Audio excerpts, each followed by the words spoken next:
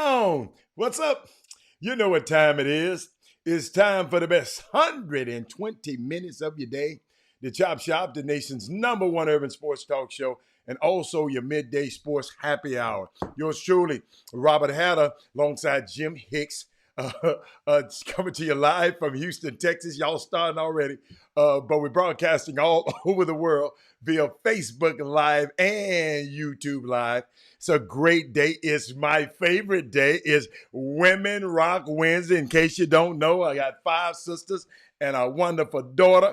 And let me tell you something. So women always rock in my life. So I love that Jimmy and I keep up this tradition of Women Rock Wednesday. I just love it. And let me see who are the women in the building. Who we got? We got Mindy. Hold on. Let me bring somebody in right quick. Just hold on. We got Mindy Collins. We got Mindy Collins. We got Sonia Billingsley, Tyandra Holmes. Let me go down. Boy, that Mindy is on both feeds. She don't miss nothing. Oh, Kim Jackson, my niece is in the building. What's up, Kim? Jessica Brooks. And then we're going to bring in the sixth woman is Madonna Johnson. But let me tell you something. You know what? I'm going to shout out to all the women right now. Lori Dotson is in the building. I think I called Sonya. B. Scott is in the building. Let me keep going. Tiffany Saunders is in the building. Let me keep going. Hold on. Let me see. Okay. I just wanted to see. What's up, Michael Cosiango? I got your message, Michael. We're going to have to talk on the phone. We're going to get together. But happy Women Rock Wednesday to all the women. And like as promised, the other day it's draft day today. It's Women Rock Wednesday. I got something for the women now, but it's draft night tonight. Jimmy, come up in the screen just a little bit if you can. It's draft night tonight. It's some unique, a whole lot of unique stuff going on about draft. We'll talk about that. But I still wanted to share with y'all what I learned about. Think about it. Tonight, it's a lot of underclassmen going to come in.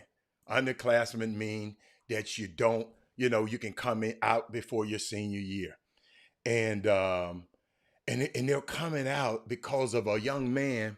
They're able to come out and pursue their fame and fortune earlier than they used to be. And it's all because of this one man who fought it all the way to the Supreme Court. This young man is named Spencer Haywood. Yes, I talked about him yesterday, and I'll talk about him again today, and I'm going to talk about him again tomorrow.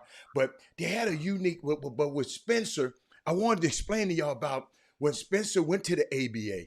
He was just happy to be out of college and get his and just get into play professional sports, right? So his ABA gave him a fraudulent contract. They robbed him. They gave him a contract. Check this out, y'all. See, this why if you go look at the history of how they used to treat us in this league, this why you got to applaud the efforts of LeBron James and James Harden. These guys trying to carve out their own destiny now because they used to couldn't do this, Dr. Newsom. Let me show you something. Let me show you this contract that he got. Check this out. They gave him a contract that's on paper, Spencer Haywood, was, and to the press, Jimmy, it was a $1.9 million contract. Okay, Rick, Tim, B. Scott, check this out. It was the highest paid contract in the history of basketball. Okay? And he signed it because he was 19 years old and he didn't have an attorney. Robert Risen, he just signed it, man.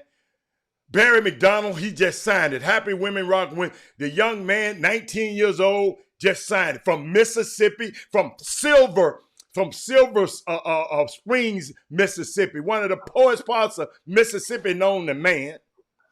He trusted the ABA because he was their refuge from college. But check this out. In the NBA, y'all check this out. I got y'all look at it. Y'all got to look at me on this. He was the MVP. He was going to take care of me. They thought he was going to take care of him, everything, right? So 1.5 of that $1.9 million, Kim, it was deferred. Okay? And how did they reach the deferred money? They took 10,000, the team, ABA team, the Denver Rockets, they took $10,000 and put it in a slush fund on Wall Street. Okay? And that was to generate the $1.5 million from the time he played for his first 5 years and all of that, right? So it was going to be paid later. Check this out, though. He got $75,000 a year. Okay? Back then, that was a lot of money, though.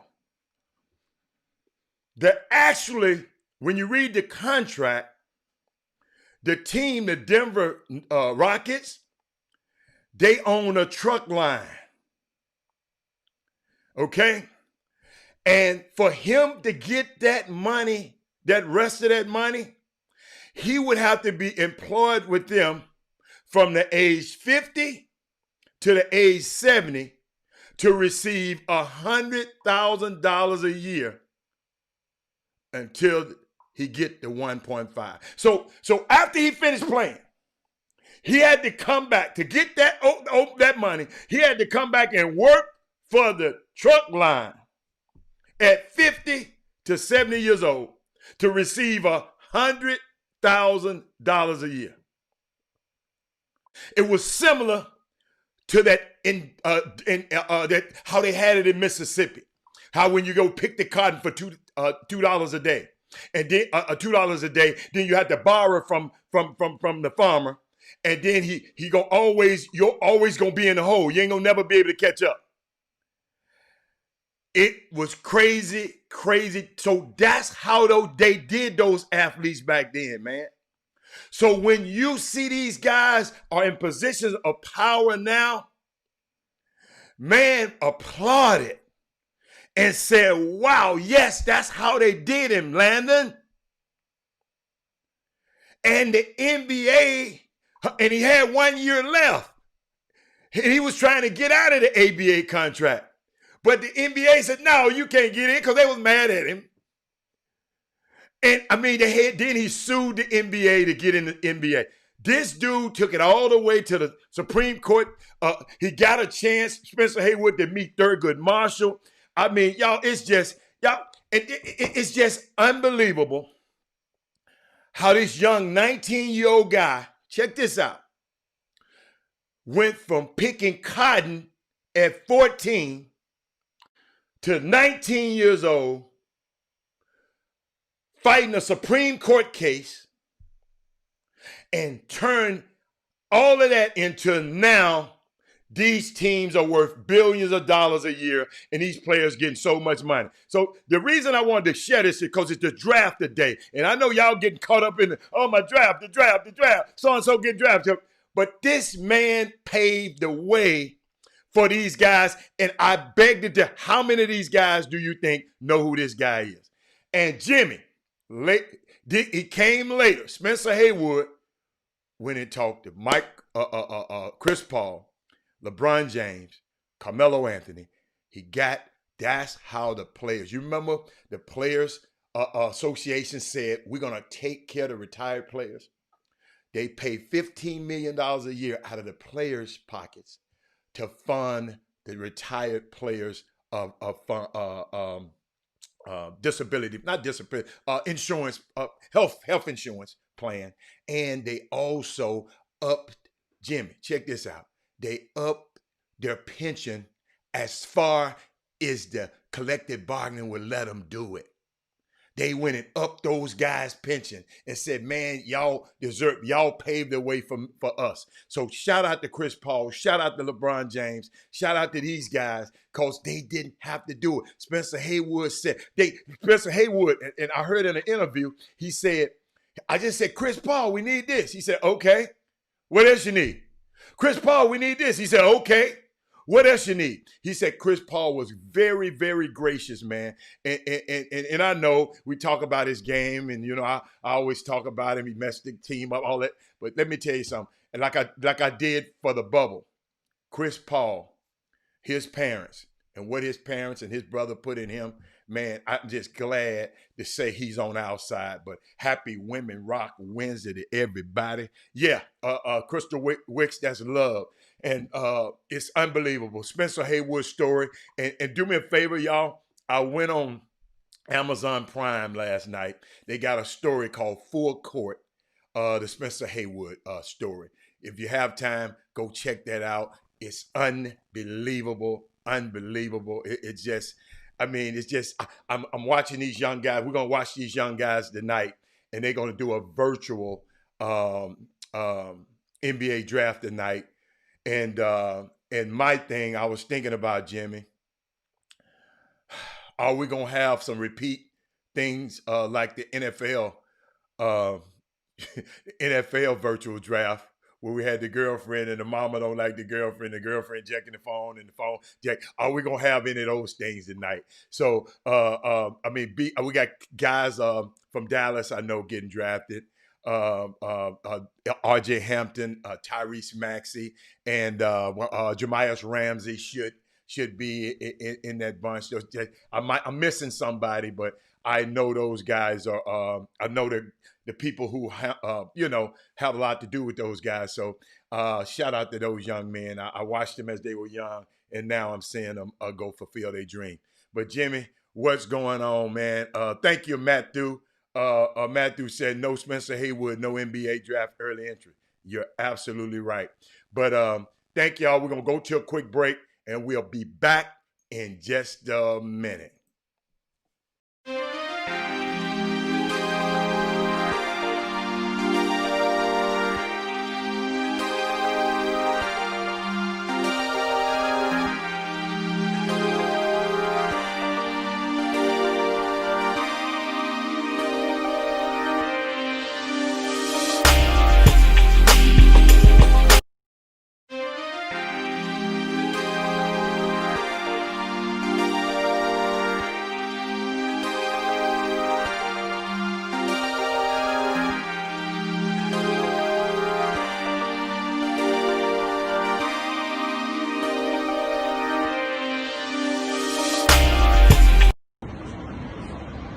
Hi world, it's a grey and beautiful morning, raining, you can hear the sea. Just wanted to take a moment to acknowledge time and the blessing of being given another day of life, and to acknowledge you all, to send you positivity. I'm always trying to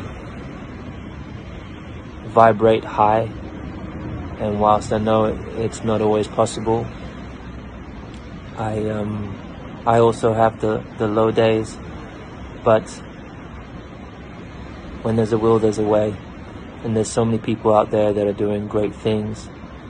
There is so much positivity out there that you can use for inspiration, for encouragement. And I just wanted to say thank you for so many of you out there who have been so supportive for my whole career, some that I knew to me, and are slowly, hopefully getting to know me a little bit better. But I just feel so happy right now, and I know there are a lot of people out there that are struggling during this time with so many different things: health, the mind state.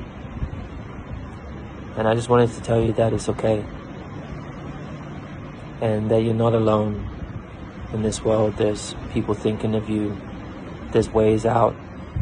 There's ways around it, and things will get better. So I just wanted to encourage you all to stay positive, send you love and positivity, and hope you're focused on having a good week. Take care. Welcome back to the best 120 minutes of your day. The Chop Shop, the nation's #1 urban sports talk show, and also your midday sports happy hour. Yours truly, Robert Hatter, alongside Jim Hicks, coming to you live from Houston, Texas. But we're broadcasting all over the world via Facebook Live and YouTube Live. And it's just, I had to play that clip. That's Lewis Hamilton, the young man I've been talking about, the Formula One driver. He just won his 7th world championship. And he's sitting and just worrying about the mindset of some people. And the reason I shared that with y'all, I had a great talk with my son last night, and I think this morning too. And he was just talking about a guy that went to Columbia same time he did, graduated same time he did. Young guy, promising future, and he committed suicide. It's a young black man. Jimmy, you're up too high, Jimmy. You're way out the screen. You're up too high now. Just come down a little bit. It was unbelievable that he shared that with me yesterday. So just like Lewis Hamilton said, if you're having problems, get help. And you know, it's our young kids. It's young, promising young 25-year-old kid. Just felt he had to take his life. So I just wanted to share that with y'all. We got a lot of great things going on. Jimmy, what you got going on today? You done muted yourself, man. You muted yourself. We got the NBA draft. Mm-hmm. We got the Houston Rockets. Remember, I told you guys on Monday. I told you guys on Tuesday that when the Rockets, most of the time when them trades are leaked out like that, it's done with a purpose and it does not go through. Got all you guys happy about this Brooklyn mess. And guess what? It could still go to Brooklyn, but they're not going to do that with ain't nobody said what they're going to do. Ain't nobody got happy. It's just that the fact that James Harden want to go somewhere and win. That's the point I'm making. I'm not getting happy. I'm just saying if he want to go and build a big 3 somewhere, of course I'm behind it. You got to realize I don't give a fat rat's ass about the Houston Rockets, okay? I don't care about it. Let's get that plain. So if anything that's not positive for them, then it's good to me. So let's get that straight. I'm not getting happy. I care about if this man said, I want to go up here and make a big 3, of course I'm going to. And of course the Rockets going to sit back because he got 2 years left on the deal. But not one time have you brought up they turning down $50 million though. So you're going to not have James Harden at some point, Mr. Jimmy Hicks. You're going to not have him at some point. Anyway. It shows sound like, this don't sound like the same guy we heard on Monday, guys. Chop, boom, boom, boom. This don't sound like the same guy we listened to. I'm saying the same things on Monday. I'm saying the same thing. No. You had right now. You're frowning. You were smiling and filled with glee on Monday. Dude, it ain't the same. It ain't the same guy. A friend of my son passed away, killed his goddamn self. That's why I might not be smiling this morning. If you listen, because I know you weren't paying fucking attention, but if you listen, I'm not mad about James Harden. It's an old saying. Yeah. My condolences to your friend's son, but your blues ain't like mine. Okay. But you telling me Once again, your blues ain't like mine. I've been to a funeral damn near every other weekend this year. That's not the issue here.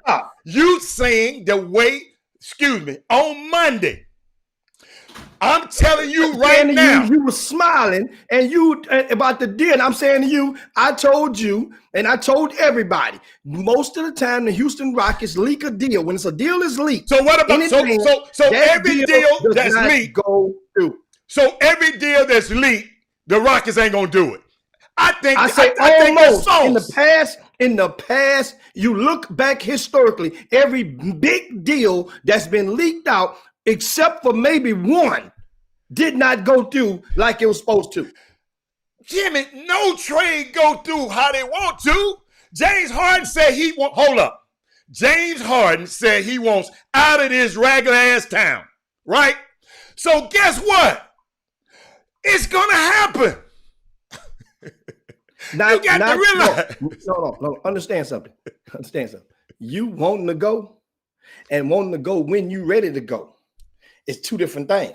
I understand. That's the thing. You're not gonna go just like you want to go. Oh, no. You gonna guess what? You go when we on our terms. One thing about it that you got to realize, and no matter what, that man Fertitta signs your checks.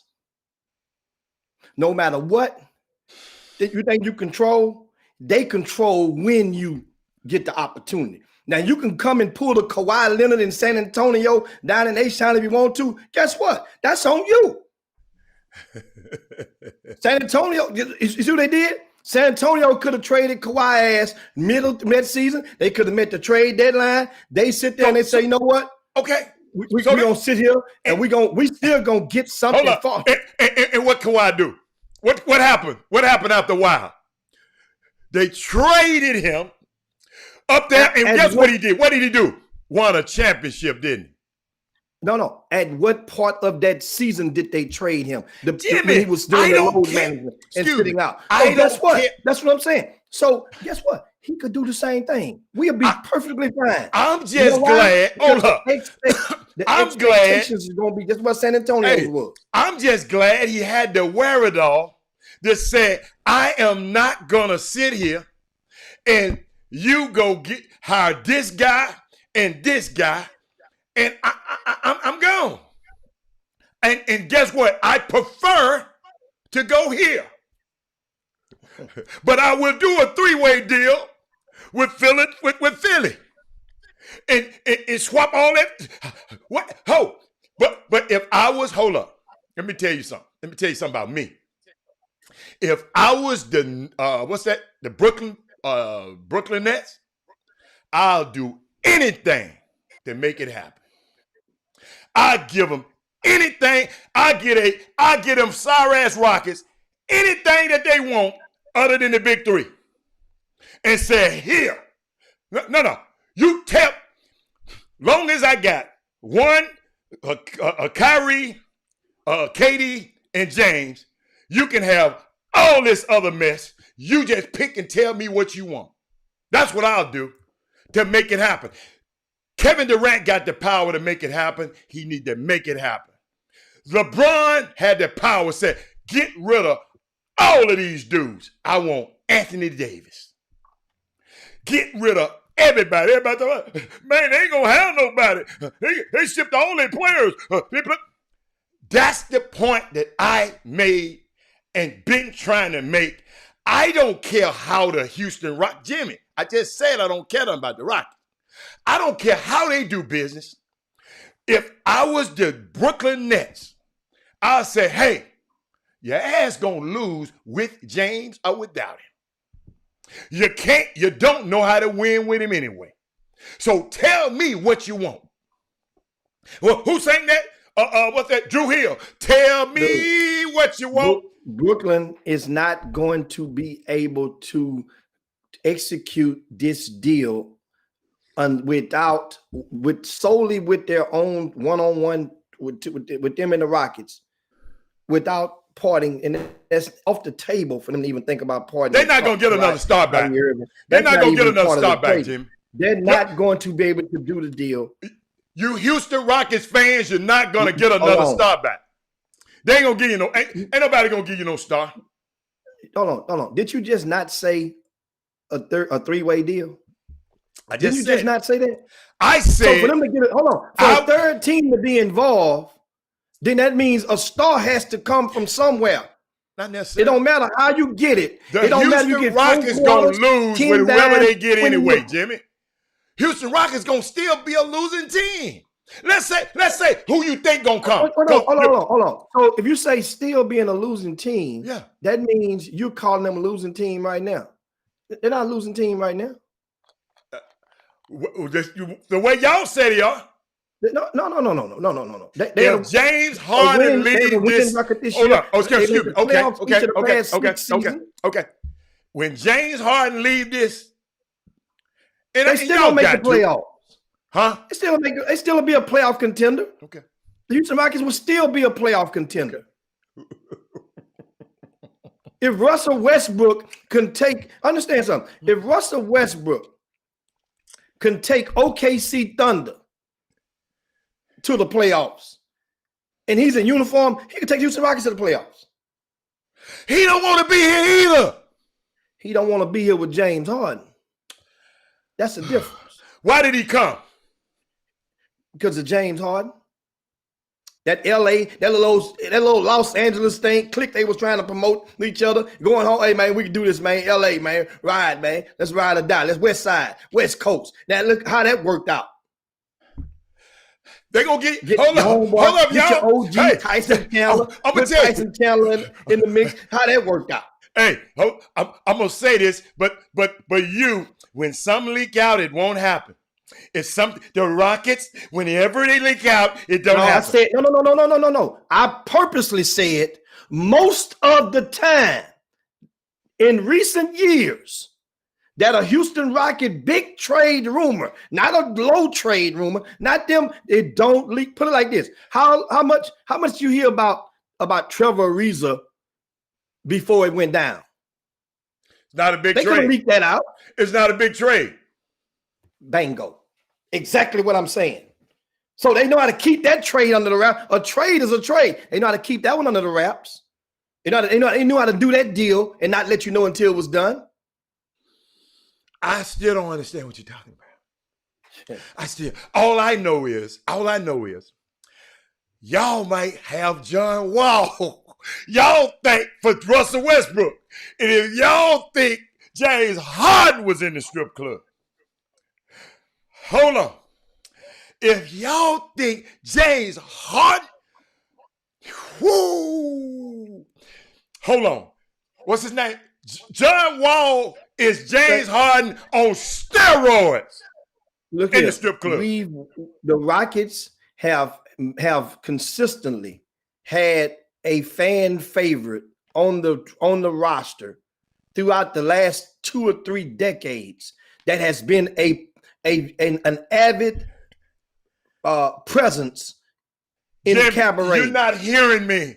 John Wall is worse than Lou Will. Be the worst. He would not be the first or the worst if he came. He would not be. I ain't never heard of James doing this. Vernon Maxwell. We had Vernon Maxwell in these streets. In the streets of Houston. Hold on. No. Vernon Maxwell was in these streets of Houston. Jim, I ain't talking about that. Those days. Jim, I ain't talking about that. We had Stevie Franchise in the streets of Houston, and you guys, anybody that knows Stevie Franchise, they know what he was doing in these streets. I'm talking about, I'm sitting in Magic City, minding my business, because I know the owner. They about to close the place out. I'm thinking it's time to close. I'm waiting on him, so, we can go to the after, whatever. He said, hold on, man. Don't move. Stay here. I said, what? He said, just sit there. We're going to clear the place out. And you don't go nowhere. I'm sitting in this place by myself. They made all the dancers go downstairs. Who? Gary Carter. Guess who walked through this door? John Wall and his crew closed the whole club down. Put everybody out the club. Gave the owner $50,000, said, here, we staying in here. And give me $50,000 worth of wands and bring them girls back up here. Let me tell you something. I ain't never heard of James doing that, but I sit there and witness this. And I had an owner call on the show. I've never seen, he said, Robert, he does this all the time. Put everybody out the club. Like let's say just a few people was in the club. I ain't gonna call nobody name because I don't want nobody to be slighted. Let's just a few people they didn't know was in the club. They said, y'all got to go, man. Y'all ain't got to go home. They put everybody, hold up, that's what they did, Jimmy. They made all the dancers go downstairs. So when the dancers go downstairs, what you gonna do? Leave. And John Wall coming there. Guess who else came in there? Bradley Beal peeping there. Bradley didn't stay long. Guess who I was watching to see? Kelly Oubre was playing then, Jimmy. Kelly did not come in that place. And I sit there right in the corner. Just, if I saw him, I've never seen nothing like it. So, Jimmy, John Wall is a little bit different.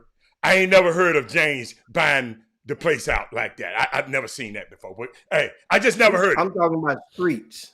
You was talking being in the city of Houston. Yeah. But some people, that cabaret is a safe haven compared to being in them streets. I mentioned guys that was in the streets of Houston, Texas, while they were employed by the Houston Rockets. When I say in the streets, I mean engaged into the streets of 5th Ward, of 3rd Ward. And up in them streets, meaning you could pass by and go up in the dice house. They up in the dice house. Yeah, yeah. That's in the streets. Yeah. Where in the dice house, can you imagine trading John Wall for Russell Westbrook? Because James is gonna be gone. What y'all said? Y'all gonna hold him for 2 years or whatever y'all gonna. But at some point he gonna be gone. Some point he's going. The more feasible, the more executable trade for the Rockets wouldn't be necessarily a John Wall. It would be a Bradley Beal. I'm talking about for Russell Westbrook. I'm talking about in the James Harden. No, I didn't mention deal. Jimmy. You Russell gotta listen to me. And John Wall. Jimmy, the rumor is John Wall for Westbrook right now. That's the rumor. Understand. Who's the source? If you saying that's the rumor. I'm entertaining in as far as if you put into the trade machine. I was talking about a 3-way deal. That's what this company started. No, this is my deal. I'm talking about my deal. Now you talking about your deal. I'm telling you about my deal. Russell Westbrook for John Wall. I'm just telling you. Guess what? Yeah. Listen, man. One thing about Houston, Texas. Yeah. What? Houston, Texas, once again, John Wall in the strip club, that would be your best. That would be the best place for him. But you because John Wall is from the streets. But didn't you complain when James was in there? James being in the strip club, the timing of his photos and his videos in the strip club, his experiences in the strip clubs, they magnified and superseded and eclipsed in the play when it came to playoff time with the Houston Rockets. James Harden went after a loss, went to the strip club, and let himself be videoed, and that was a slap in the face to some people. Then you go back and you go in the strip club, and people get a criminal charges and get incarcerated behind the fact that you're present in the strip club and in court documents. Jim, you've been identified, allegedly as an accomplice or co-conspirator in a case. I'm watching Odyssey. He said 31 years old, 2 years old. Odyssey, they just offered the man $50 million a year, man. To add it to them, Odyssey, to add to the 2 years he already got, man. Y'all, sometimes I just want y'all to just read sometimes, man. Jimmy, in order for him, you say 31 right now, right? So one more year, that's 32. One more year, that's 33. So then them 2 more, he'll be 35, 34, 35 when he get to 50 million, and he turned it down. Odyssey, come on with me, baby. All I'm saying is, Jimmy, you try to talk about the Rockets and their policies. Of course the Rockets feel. And they might start this season with those 2 guys on the team. But what I was trying to explain to you, I don't care about the Rockets. If I was the Brooklyn Nets, I want you to hear this because I think that went at you. If I was the Brooklyn Nets, if I was Sean Marks, Mike D'Antoni is on staff there. I'll do anything to get him. Whatever the Houston Rockets want, I'll do anything to get him there. That's the point I'm trying to make. That's the point. You must have forgot D'Antoni is on staff. No, nobody forgot that. We all know that. Okay. We all know that. You're not doing anything to get him. They have the pieces that's already in place. They have pieces in place. They've made the playoffs without Kyrie Irving, without Kevin Durant. Playoffs ain't good enough, Jimmy. Without him. So understand something. They're top 8 in the Eastern Conference without Kyrie and KD. So if you add Kyrie by himself, then they become top 5. When you add Kevin Durant to that, they become top 1. When you have a chance to have a talent like James Harden and Kevin Durant and Kyrie Irving on a team, that stuff don't happen every day. You make that deal. You make that deal. Guess what? Hold up, excuse me. My 30 years in this damn business, you make that deal. Guess what? It sounds that for the near future, you're gonna be, since you mentioned you care about them Rockets. I don't care. You care about James Harden, right? Yes, sir. So you're gonna bask your ass in misery for the next couple of weeks or couple of months because his ass gonna be sitting right there. How can I be miserable? Because guess what? Miserable because you put it like this. If he was if you knew how happy I was today, you eat those words. Would you be happy if he went to Brooklyn? Wouldn't you be or Philly? Wouldn't you be happy? I'm gonna be miserable on the golf course. You're right. You gonna guess you gonna hey. I'm gonna be miserable. I'm gonna be miserable in the country club. You're right. You're right. You're right. Yeah. So you would not, once again, you never answer me. You wouldn't be happy or excited if he went to Brooklyn or Philly. I want him to go to one of those teams. No. Yes or no. I said I want him to go to one of them teams. That's yes I or no. want him to go to one of those teams. Okay, so what does that mean? I don't know what that means. You want him to go to one team. I got my reasons. Okay, does that mean yes or no? I like Doc Rivers. I like Sam Cassell. So what you're doing right now? Hold on. What you're doing right now is you're going, like you said, you mentioned a while ago about doing anything by any means necessary.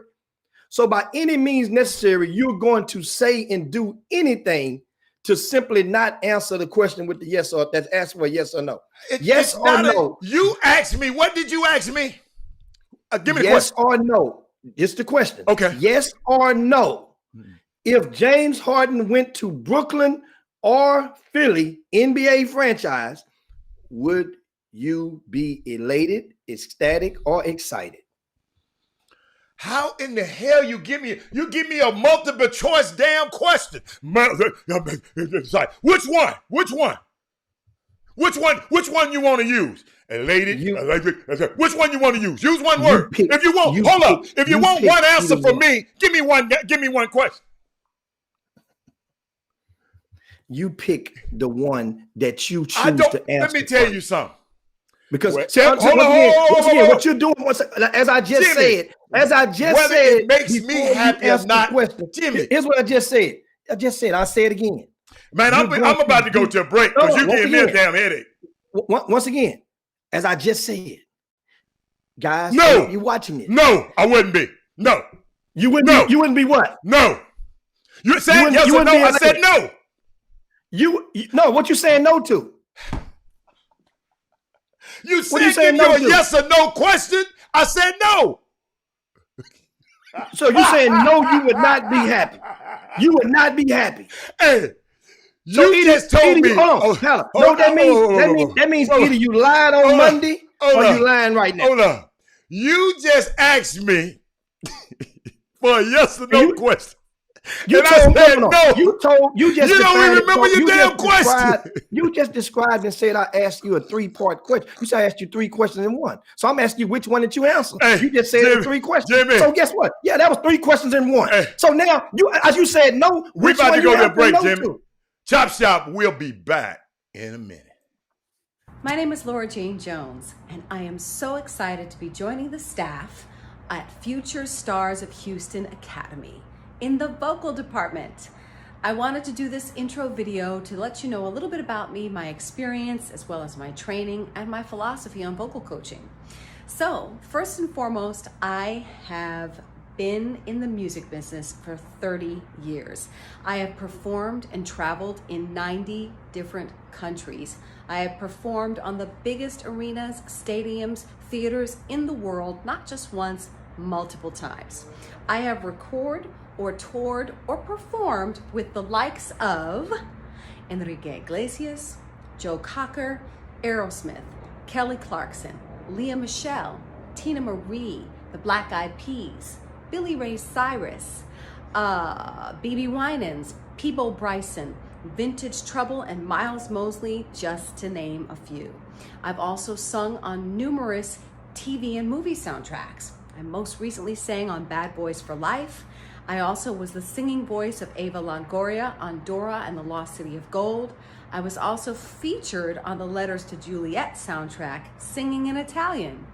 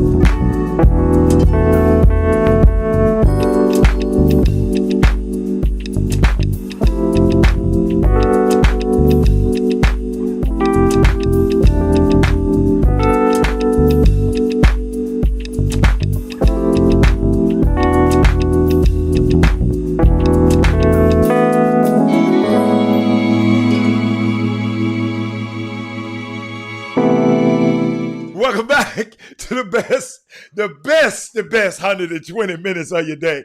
The Chop Shop, the nation's #1 urban sports talk show, and also your midday sports happy hour. Yours truly, Robert Hatter alongside Jim Hicks, coming to you live from Houston, Texas, but we're broadcasting all over the world via Facebook Live and YouTube Live. And y'all, let me tell you something. It's Women Rock Wednesday. I saw this article, women, and I had to share this with y'all because it's some women that's doing some powerful things in this industry, in all industries, and I just wanted to share. It was an article called "The Unrelenting." They're gonna introduce their list of most powerful, outstanding women in sports right now. Hold up, my chair is easing down. Check this out. The game changers who are speaking out, setting the bar, and making a difference. Everyone thinks women should be thrilled when they get crumbs. And I want the woman to have the cake and the icing and the cherry on top. These are the famous words spoken by tennis legend Billie Jean King in 1970. So see, they went to talk about the powerful women. So let me show y'all some women that y'all know a little bit about. Some of them y'all don't, because I'm trying to click to the, okay, here we go. Let's go from the beginning. Let's start from the beginning. They had me from the top. Billie Jean King was the one they had at the top. They didn't have them in order, but she was the one that they had in top. But I want to share some with y'all, man. It's some women that I did, Jimmy, Naomi Osaka. He talked about her.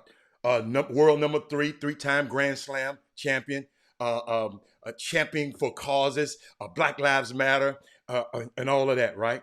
Maya Moore, you know what she just did. we can talk about that later. Hey, Tammy, guess who else, Jimmy? Michelle Roberts. executive director, National Basketball Players Association. It's powerful women, y'all. Simone Biles, U.S. gymnast. It's an article. If you Google it, women, it's a great article. It's called The Unrelenting by Sports Illustrated. Then they got a young lady named Terry Jackson. I wasn't familiar. She was the executive director of the Women's National Basketball Players Association. I don't know about Terry. Jimmy, you might have known about Terry. Got an article about Terry. Keep on going. Then they talked about Jennifer Cohen. Check these names out. Jennifer Cohen, Sandy Burbor, Heather Like, Carla Williams, and Candace Story Lee. Guess who they are? It's only 5 female athletic directors at Power 5 schools. University of Washington, Miss Cohen. Penn State, Miss Barber. Pittsburgh, Miss Lack. Virginia, Miss Williams, who all happen to be black. And Vanderbilt recently hired Miss Lee. Awesome. Nneka Agumake from Houston, Texas. Houston, Texas. Jimmy. Megan Rapinoe, soccer player. Jimmy. Lisa Joseph Metellus. She is an executive at CAA Sports and is a CAA board member. Creative Arts Agency. Big sports agency and arts agent. Check this out, y'all. This woman. Crystal Dunn, another soccer player. Doris Burke, analyst, broadcaster, ESPN. Hold on. Melissa Montano, U.S. Olympian, track and field. Let me tell you I got to talk about Miss Montano now. I'm going to show you how I like to talk about her. She known as that pregnant runner, Jimmy. After she ran 800 meters in the U.S. track and field championship in 2014, when she was 8 months pregnant, and again in 2017 when she was 5 months along. The pregnant runner. Man, I don't know. Men, we ain't in that class. Alisa Nakin. She assistant coach for the San Francisco Giants. Check this out, y'all. Hold on. I got Coco Gauff. Hold on. I got some more for y'all.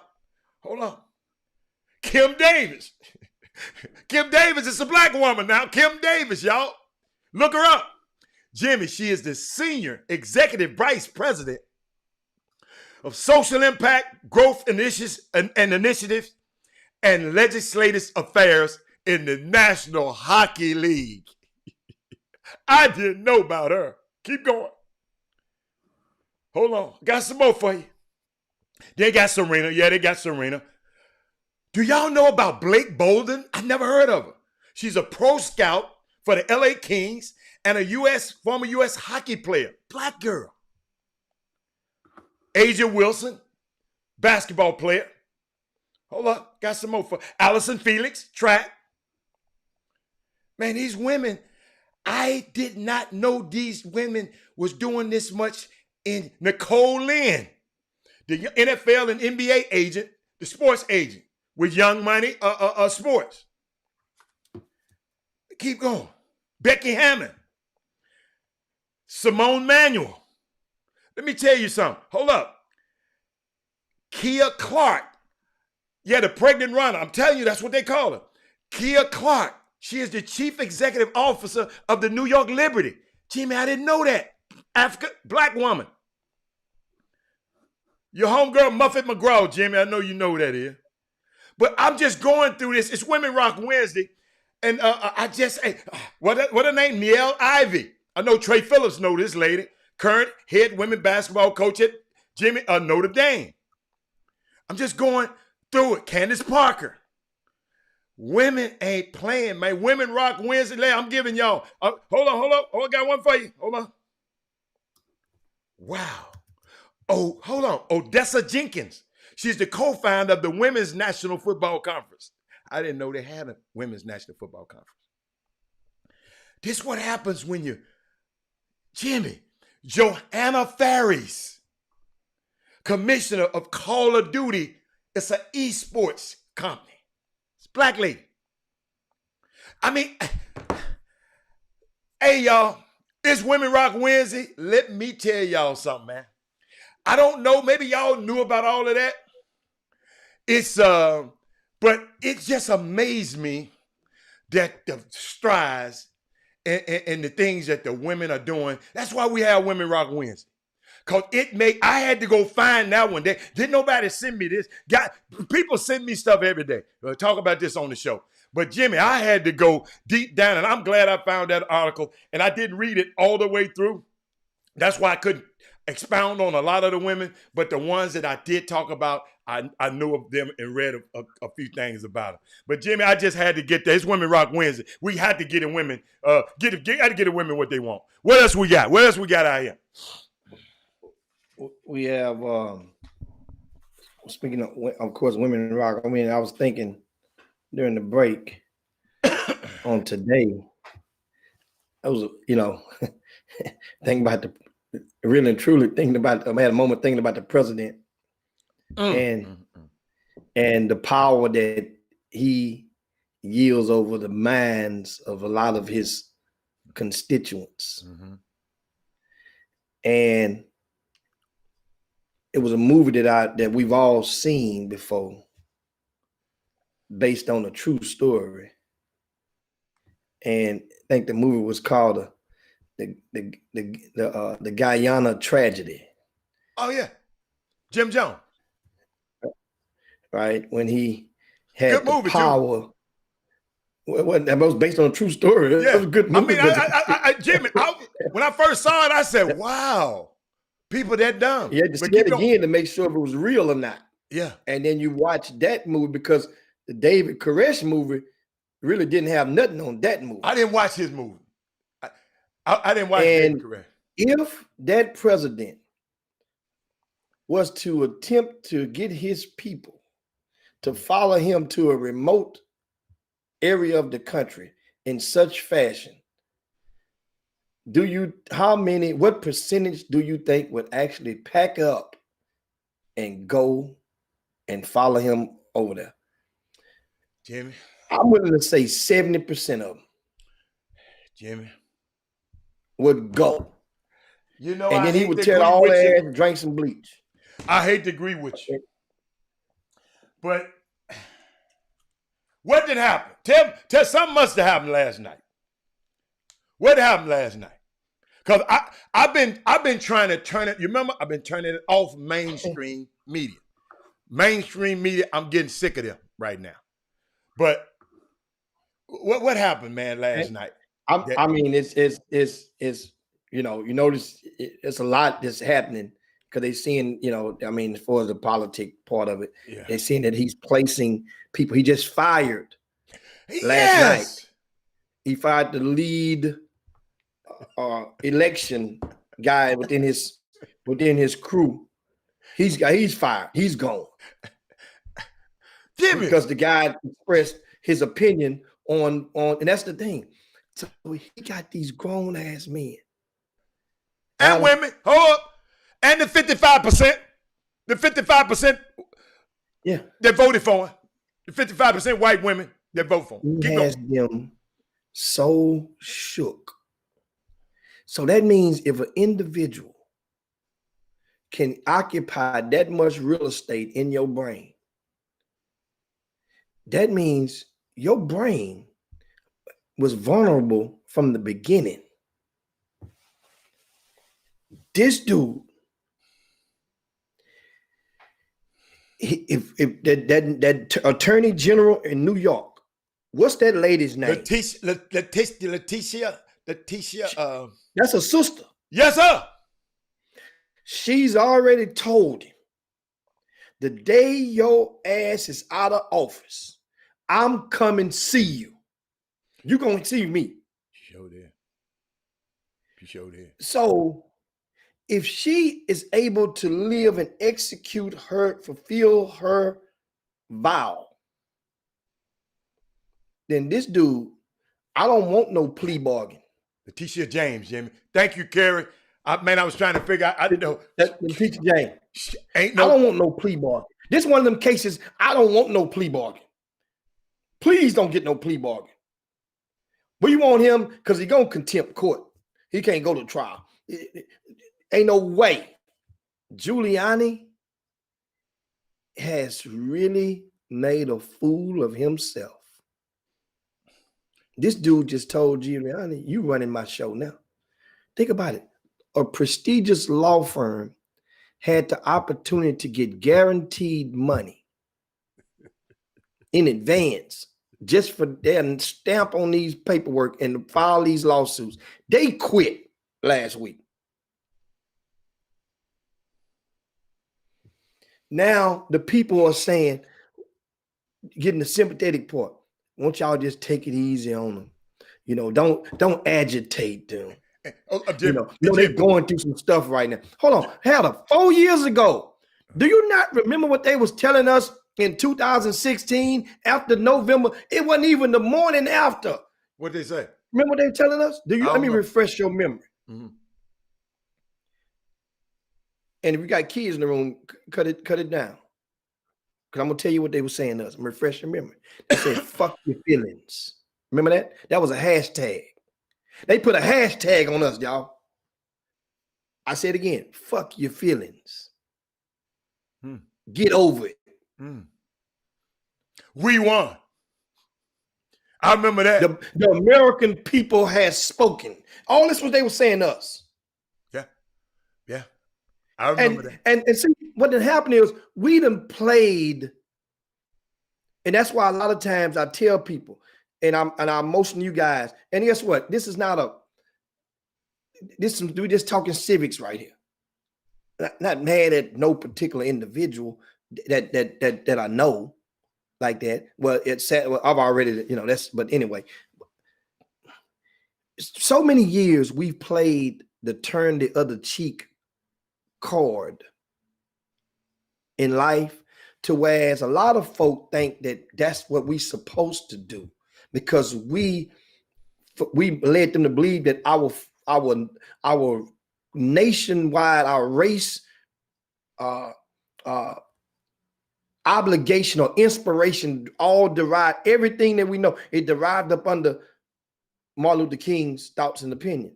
No, that's not the case. It wasn't that. The 60s was a mug. I was just born in the 60s. But you think about it. You had the civil rights movement, Malcolm X, Martin Luther King.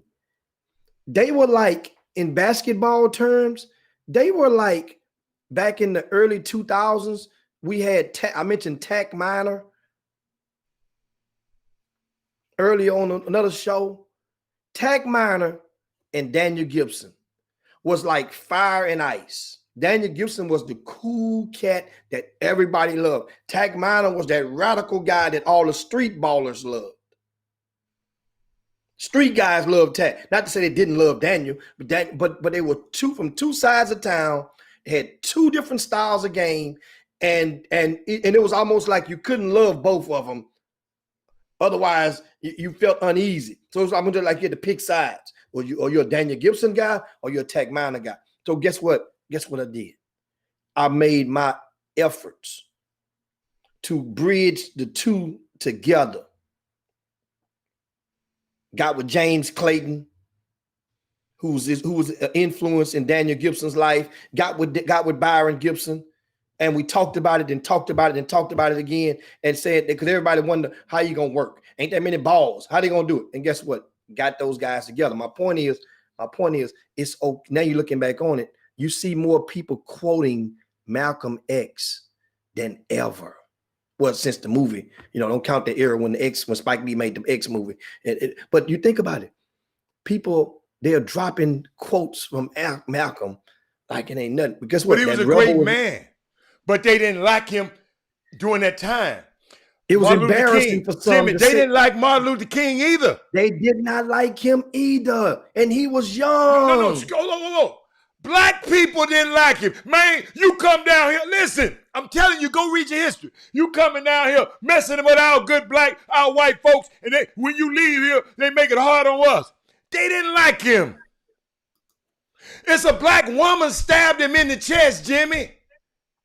And if he had to move one way or the other, he'd have been dead. So I don't know where you come. I'm just telling you, everybody ain't gonna be like. I mean, they love him now, but man, I'm just watching some stuff even the other night. What's his name? Ossie Davis, when Malcolm X passed away in the funeral. And he talking about we losing a prince.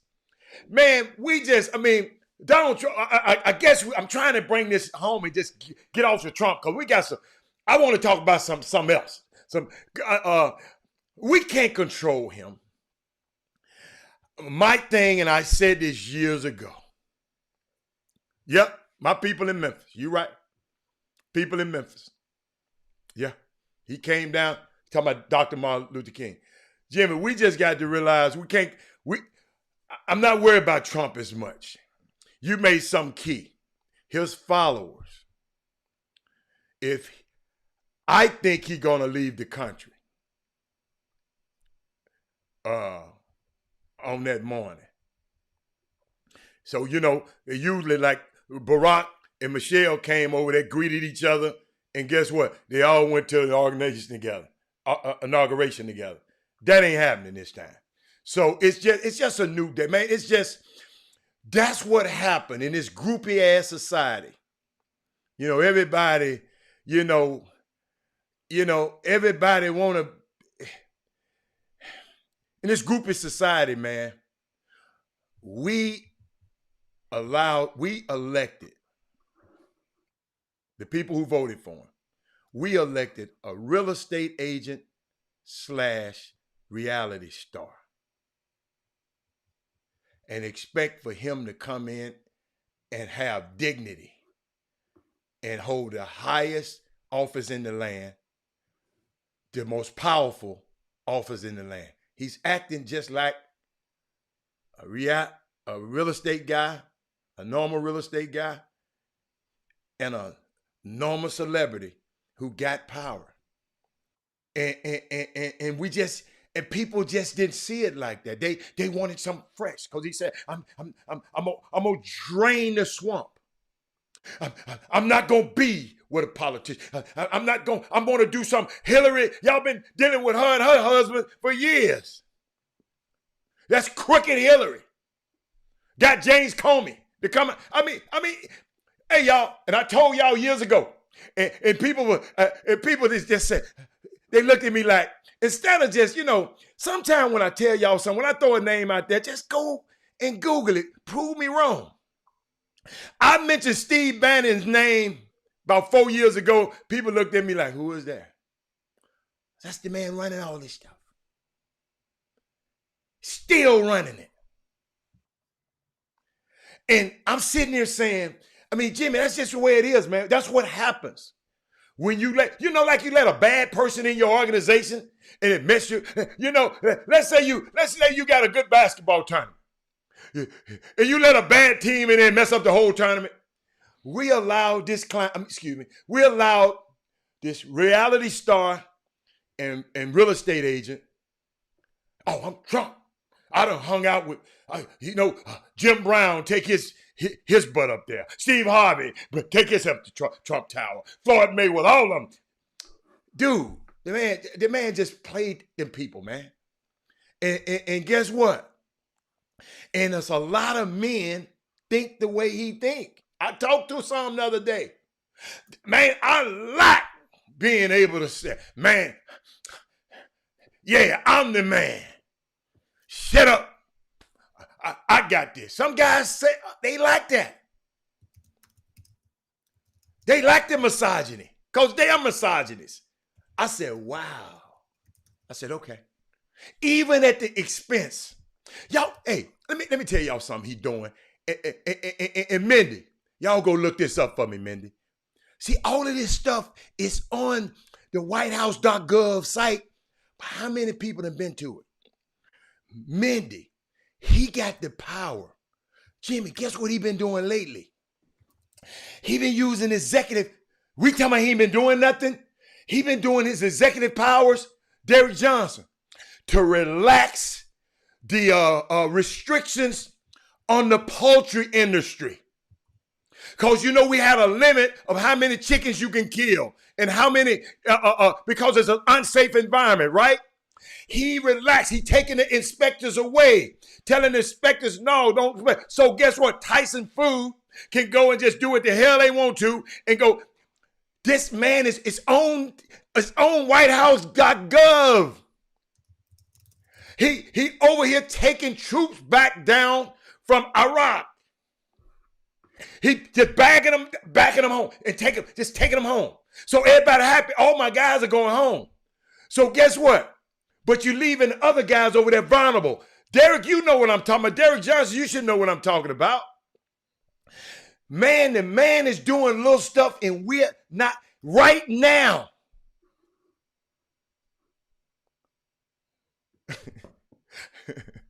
Tyson, so I didn't go there, Jimmy. Let's talk about something good. Let's talk about high school football, basketball. Hold up, Jimmy. We got some college basketball. Okay, we got to. Okay, let's go on the back nine. We're gonna take a quick break on the Chop right now. We welcome your first time viewers.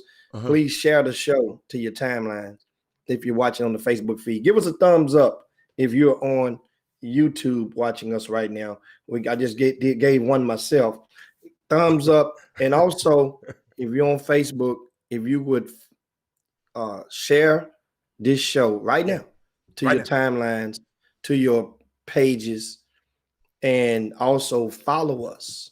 Follow our page during our quest to restore our membership or our followers back to what the previous page were. Remember, we shifted pages on Facebook a couple of weeks ago, and a lot of the previous followers aren't aware that we have moved to this new page that you're viewing right now. So everybody still don't know, guys.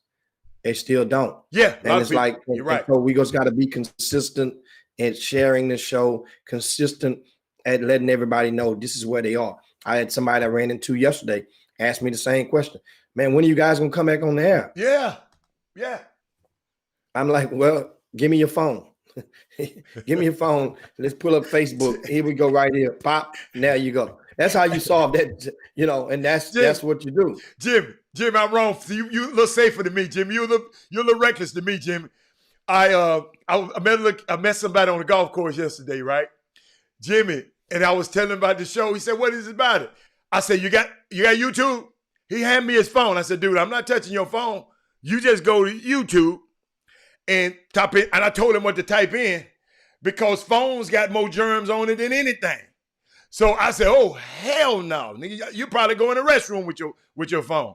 So Jimmy, watch that. Because I know you wasn't paying no attention. Watch that, man. Don't be grabbing on them phones. You ain't no telling what them folk be doing with them phones. But Chop, we'll be back in a minute. We'll be back. But Jimmy, you're right, Jimmy. But he did subscribe on the spot.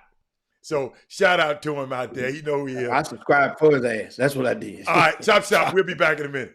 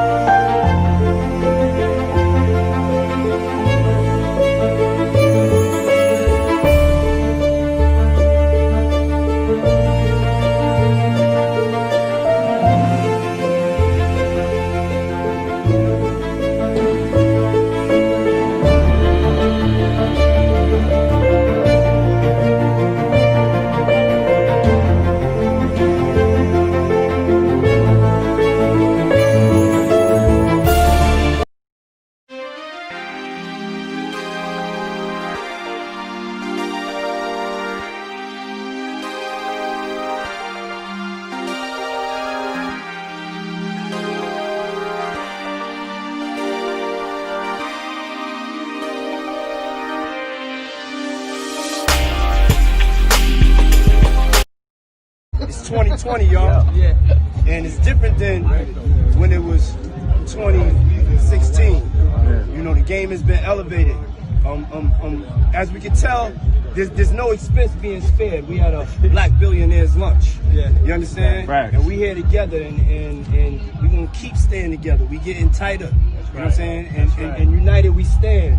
And ain't nothing else to us. Black excellence.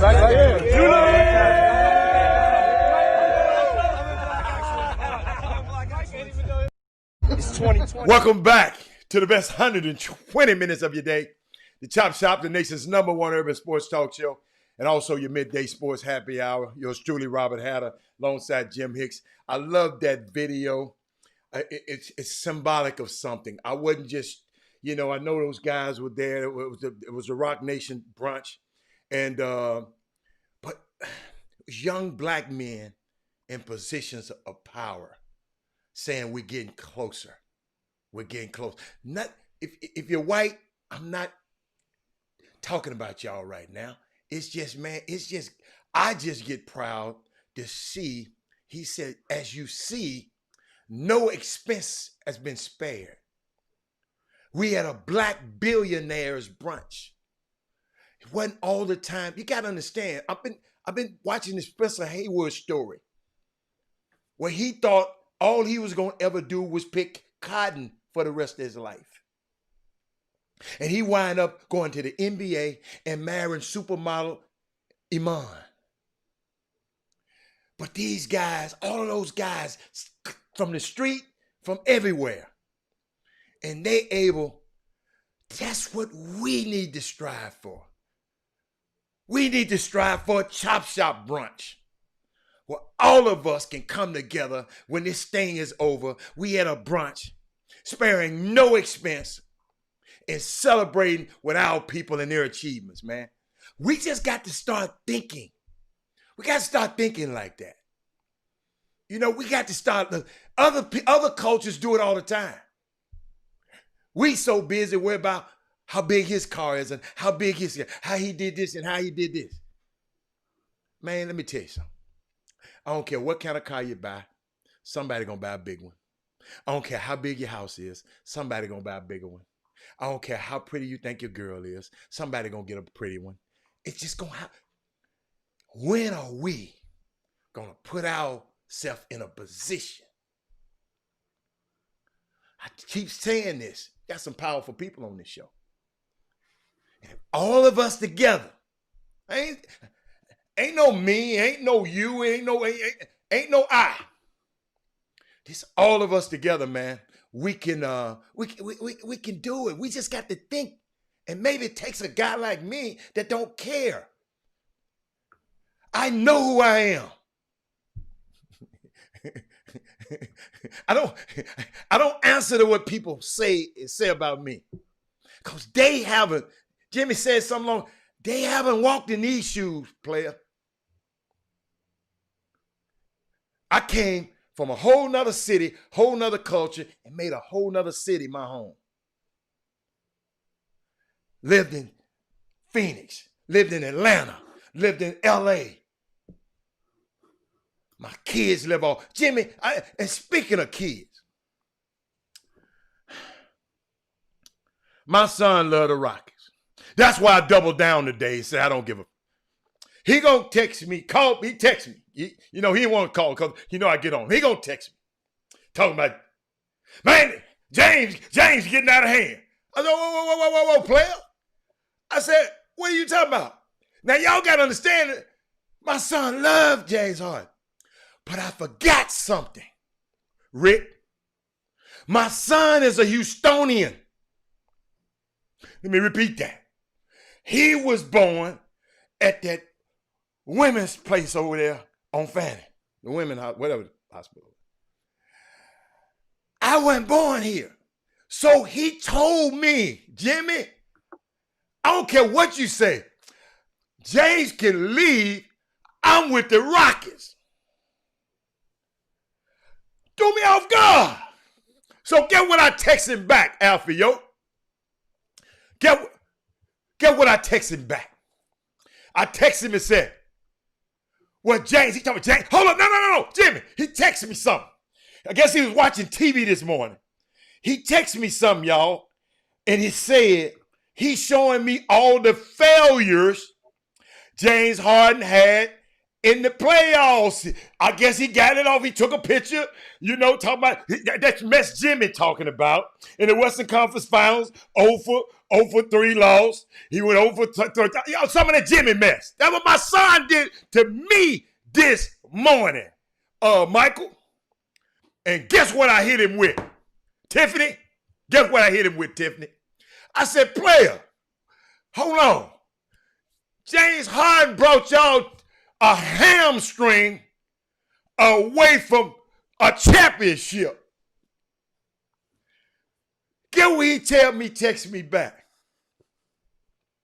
He said, I was an ankle injury away from being a pro. Nobody cares. Get what I said? I said, okay, man, I like that. He don't talk to me like that, man. But I just shared that with y'all this morning, Derek.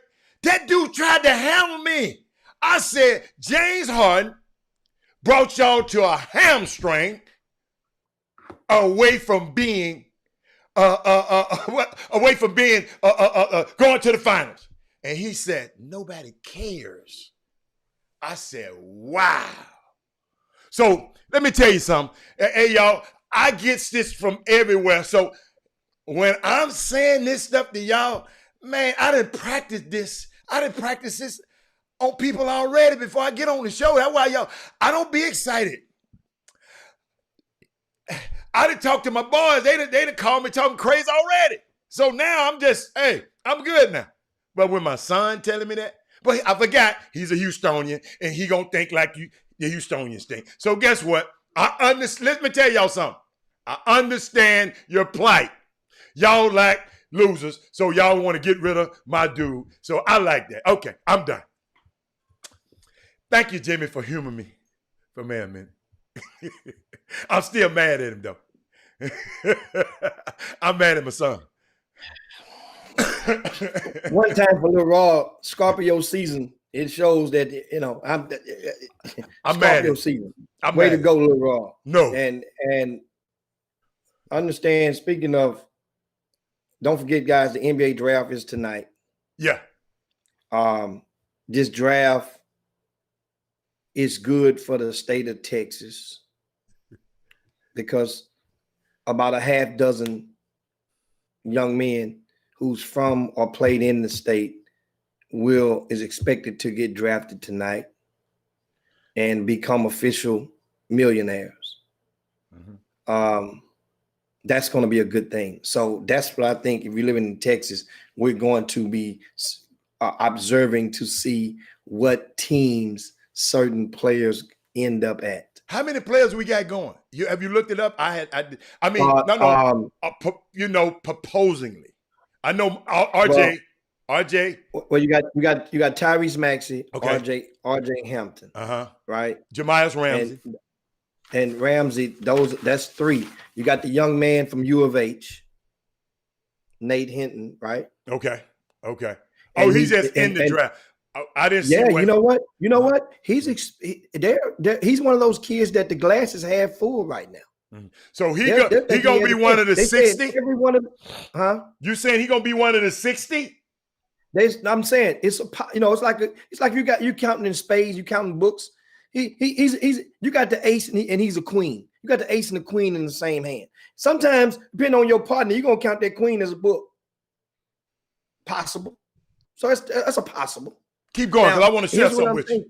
Go. Here's what I'm thinking. This young man, Nate Hinton, who played at U of H, and decided immediately, shortly after the season concluded, I'm gone.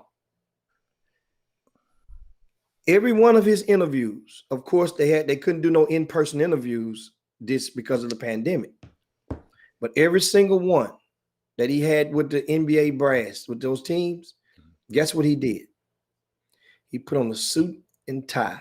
Even though he was on the screen, they only saw half of. He dressed for the interview. Dad a preacher, Jim. Keep going. Dad is a preacher. But keep going. Dad got a preacher. Yeah. And guess what? That upbringing showed in that, because some people, they remember that. And they remember the way he handled himself because he was dressed. And I understand something. To some people, they may not, if your talent is good enough, that don't matter. But for a kid who was not on the draft boards at all, that people's like, what the hell is he doing? He has a chance. Everybody have it. Now, my thing is, Adam, I'm going to probably reach back tonight and see if I can find the phone number to the young man that we had on earlier this year from the high school. Don't do that, man. No, that young man told us he know he get drafted. No, he said he gonna know. He said, man, he think he believe he gonna get drafted. He believe. He didn't say no, he believe. You know, I went back and looked at it. He say he believe? Yeah. He believe. I don't care what nobody say. I believe in my abilities. Jimmy, I promise you, I'm gonna try to get him on somebody's G League team. So the market normally, in normal years, the guys that would enter the draft, a lot of those guys would have a plan B and plan C. Plan B and C would either be include overseas opportunities or G League / NBA Summer League opportunities for most. And if you didn't get neither one of them, then your dream is. I thought we were gonna wait till tomorrow, man. Cause if he get drafted tonight, we're gonna be eating crow. Let's just wait till tomorrow. No. I'm not talking about him right now. I'm talking about period. In general, that's how it normally goes when you go out. You're saying, I'm gone. Meaning that I just don't want to be a college student athlete anymore. I don't want to go to any more classes anymore. So I'm gonna go. People say, why are you gonna go? Well, guess what? I'm trying to get paid. Well, I understand that. What's the state of the international market right now? Jimmy, it's different places. It's different places. You know, they're not even accepting Americans anyway. Yes, it's that. You know what's so unique about this draft last night? I was thinking about it. I was just listening to people, and it's just, y'all help me with this one. Barry McDonald, Corey, all of you basketballers, and I wish Herb is on here. All of you basketball guys. We don't have a clear-cut star to come out of this draft. Why? Jimmy, this is the most accessible game in United States. All you need is a ball to get good at it. All you got to do is this. You got to do this. You got to do this. It's not like tennis. It's not like golf. You can get good. It don't cost you a lot of money.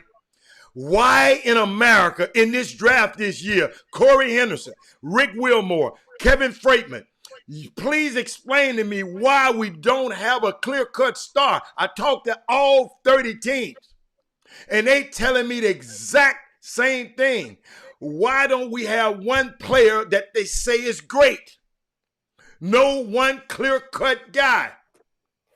I ain't talking about who y'all think great. I'm talking about the people who pull the level, who they think is great.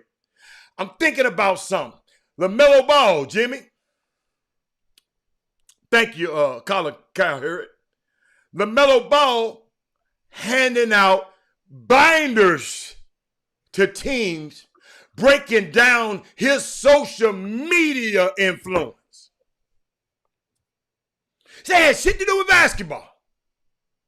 What the hell is wrong with these kids, man? What the hell is wrong with these grown folks? Jimmy, you don't do that. If you're going to give a binder, you tell people stuff that regular people don't know about LaMelo. Not a binder about his social freaking media experience. Then you got a guy like Anthony Edwards telling these folks if he got drafted in football, he would have went to football and let basketball go.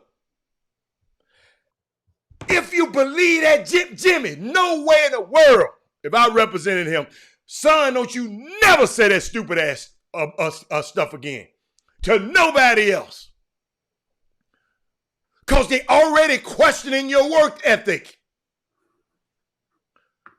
But there's our two most call our stars.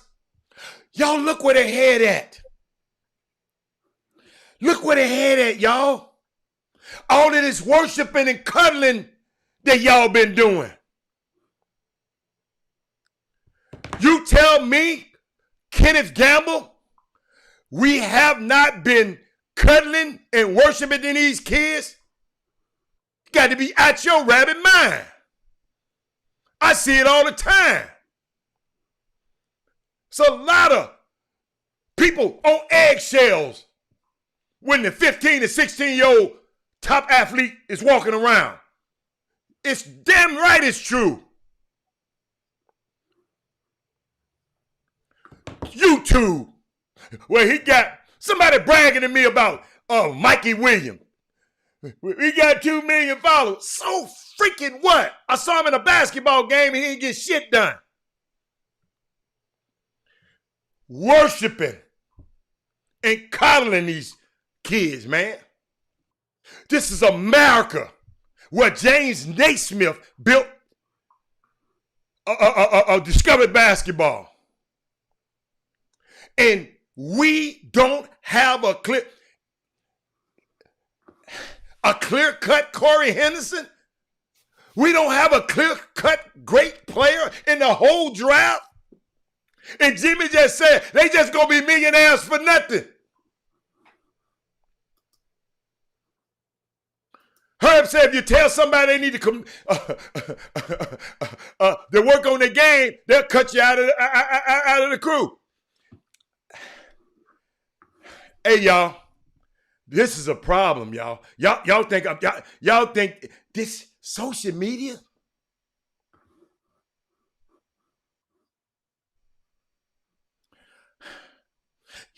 You go to an interview and you tell people you rather play football, Anthony Edwards.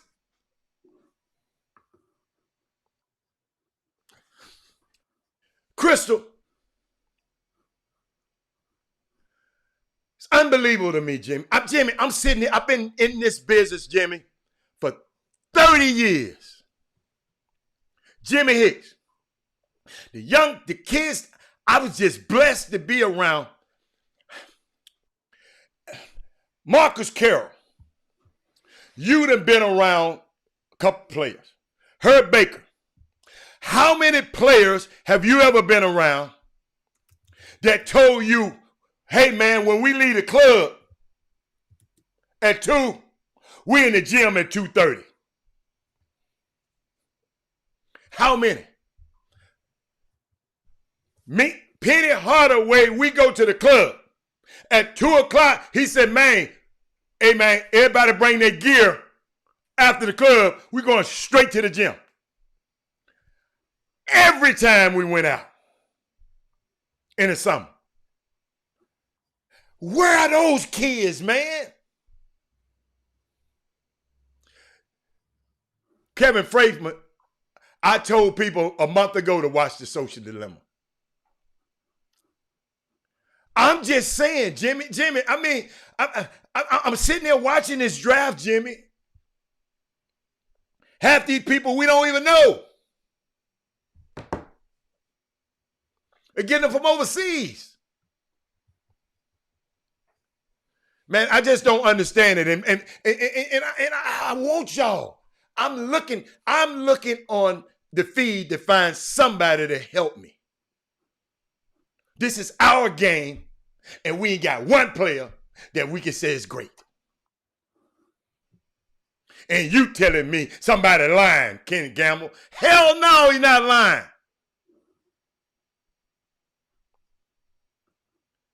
No, it's true, man. I'm seeing it. But Herb is right. You say something to one of these little prima donna punks, and they got something to say. They're going to cut you off. You're absolutely right, Herb. It's unbelievable, man. You know, y'all, I'm telling y'all, being 30 years in this business, it bothers me. Might not bother y'all the way it bothered me. I've been around players that in a hot gym in the summer playing one-on-one full court. How many of your players can gamble, get in a hot gym, and play one-on-one full court, one player, one-on-one?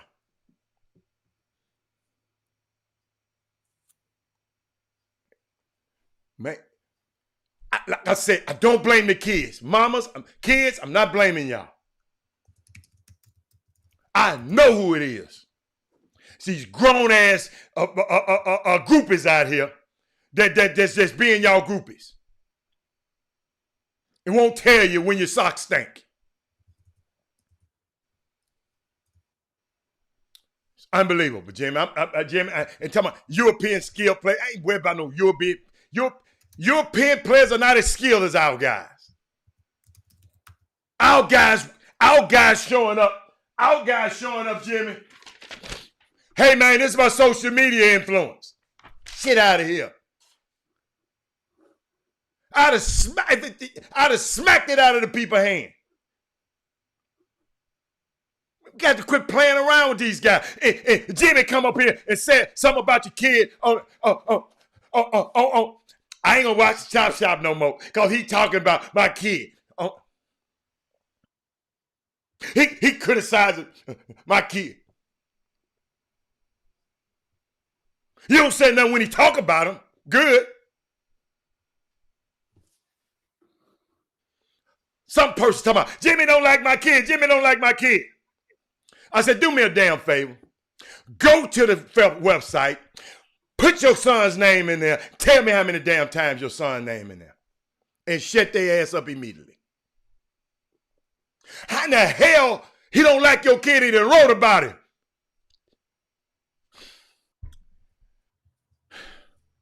Y'all, I got a passion for this game of basketball like no other.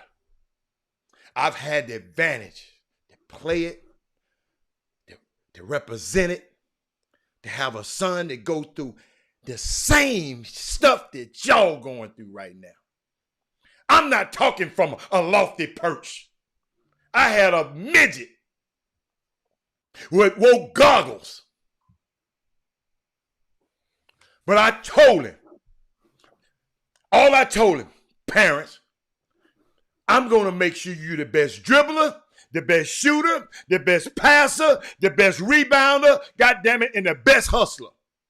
You're going to always play. And everywhere he went, that's what he did. And I didn't take, and you can say what the hell you want about him. Because he going to say, man, you can't tell me nothing. My dad ain't already told me. Man, I'm embarrassed. Michael, I wish I knew how to pronounce your last name. Corseo. Conceo. Ooh, Conceo. I kind of like that. Yeah. But I don't mean to go here, y'all. But it's embarrassing when I talk to 30 people at these teams. And they just said, man, if I could get off this pick, if I could package this, I can pack. I don't want none of these, man. I got to spend, Jimmy, what you said? I got to get these dudes millions that I don't want to give to.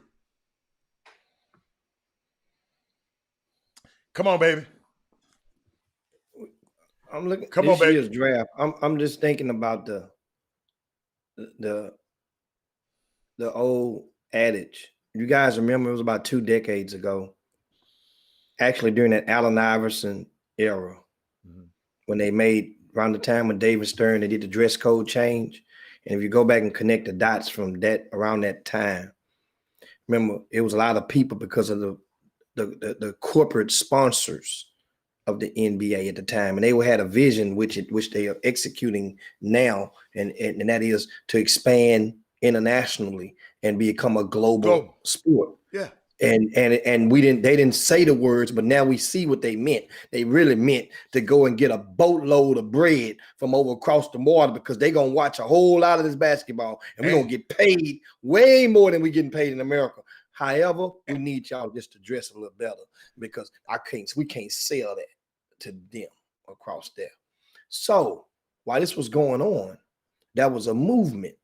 Because what's in return for the people overseas and across the world? But what's in return was, we're going to give more opportunities to your players. Because now we can get some of your players to more of your players. They already had some, but get more of your players internationally from various countries to get the opportunity. Then guess what? It would spike up the viewership and the merchandise sales and the money that comes from across the pond. Follow me. So then that way now you see why it was so easy when guys opportunities from the Jeremy Lin's and stuff that came out. Y'all mean that was a deal that was worked beyond within the governments to get Yao Ming to play with the Houston Rockets and come over to America. That wasn't just like they wouldn't just I'm gonna draft. They had to work that out. It was some serious bread probably changed hands with diplomatic ties to it for Yao Ming. Go Google that. Now, let me fast forward to this.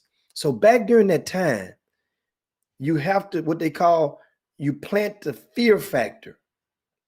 And the fear factor was a lot of our players, and it could have been true to certain at certain angles, but they made it seem like none of the kids in America could shoot, and all of the kids across in Europe, those kids were in basketball factories year round, and they're being bred, and they're going to come and take all the jobs. Just watch. They're going to get all the jobs. We're going to get. So what happens is you saw in the draft during the time, even the Houston Rockets engaged in this with the prior ownership, Les Alexander. They would win and draft guys that you never heard of when it came to the second round, just to throw. So that means that you're drafting the rights to them because you're not going to buy them. If they want to buy them away, draft and stash. You draft, and so this is what they would. This was common. So then what happens is they start taking gambles. What's the kid name went to the Detroit Pistons that had the yellow hair, Darko Miller. Darko. That was Miller. One of the ones that they took that gamble on, and he flatlined. Took him before Melo. Took him before Melo. Keep going. Remember, this was in 2003. When that happened, then if that kid would have excelled and would have went and made all-star game, whatnot, then we would have been in trouble. But that kid failed. They tried to do it. If you look back at the drafts, they tried to go and draft more. It was a collective effort. You can see a conspiracy right there. If you go look at each draft and look back then and look what some of those guys did. Most of them fizzled. Jimmy, we still doing. But that's why this boy Dallas, they love what this boy Dallas doing. They got two of them. Yes. Keep going. Doubled down. Yes. So now here's what you see now. And I always question this. Was my question mark way back then, just my street sense that I would apply to this. I'm saying, and this is what I used to ask. I'm serious. I asked this question way back in the trap in the early 2000s, in the middle 2000s. I say, if those guys around the country are so much better, if they're 15-year-olds right now is so much better than our 15-year-olds, then why, when it comes to the FIBA competitions, our 15-year-olds are beating their asses by 60?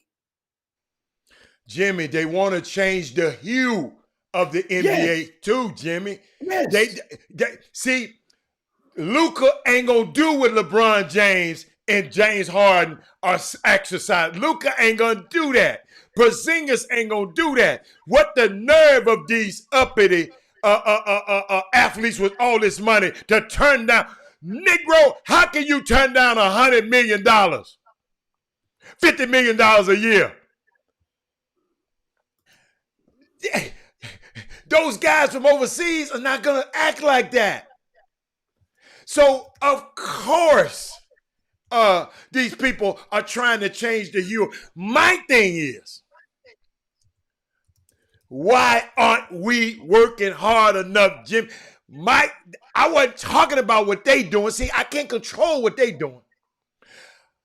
I know that our guys are not working hard over here, Jimmy. I know they ain't. They more concerned about their likes. I just gave you an example, and I think everybody, if you just getting on the show, LaMelo Ball sending out his representatives, giving to the teams a binder with his social media influences on it. one thing about his basketball ability. What part of the game is this? What part of the game is this? And that's all I'm saying. Our kids, y'all just think about him. Y'all know him. But I know some of y'all afraid to say it, but I ain't afraid. I don't want to represent them. I don't need them.